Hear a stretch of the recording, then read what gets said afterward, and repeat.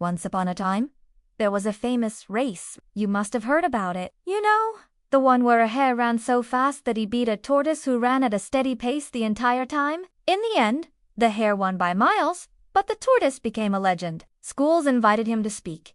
News channels interviewed him. Everyone praised his patience and steady pace. But deep down, the tortoise had become very tired. Everywhere he went, people would ask, "How did you win? How did you win?" But no one ever asked, "Did you even want to race in the first place?" One day, the tortoise walked deep into the forest and sat on a log. Just then, an old snail crawled up beside him and said, "Hello." The tortoise looked at the snail and burst out, "I didn't win because I wanted to.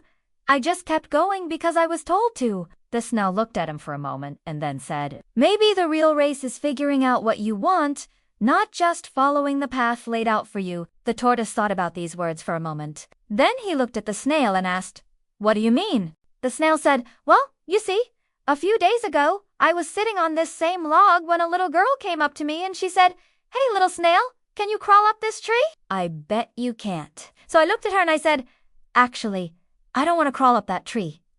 But she didn't listen. She just stood there with her stopwatch, ready to start timing me. So I did the only thing I could do. I crawled up the tree as fast as I could and reached the top in 2 minutes and 14 seconds. Then the girl cheered and wrote down my time. Then she turned around and ran off into the forest. And all this time, I didn't even want to climb that tree. The tortoise thought for a moment. "I think I understand," he finally said. "You see, I raced because I was told to, but I never really wanted to. I was too slow for that race. I never stood a chance against the hare. I only made it halfway before I had to take a nap. And when I woke up, I was so far behind that there was no hope of catching up to the finish line. I just kept going because everyone told me I had to. But maybe I wasn't supposed to run that race. Maybe I was supposed to find my own path. A path that doesn't involve everyone telling me what to do and when to rest." The snail nodded slowly. "Exactly," he said. "You were never meant to follow someone else's path. You were meant to make your own." The tortoise took a deep breath and closed his eyes. For the first time in a long time, he felt at peace. He was done being a legend.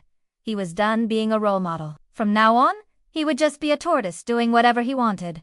Slowly, quietly, happily. That is how the tortoise finally won his race. Not by running fast, but by running free. This story is a reminder that we all have our own paths to follow. We all have our own races to run. And sometimes, the quietest voice is the loudest of them all. If you try to be something you're not, you will never be at peace. But if you listen to your heart and follow your own path, you will be happy. Because sometimes the real race is figuring out who you are and what you want from life. And that is a race worth running.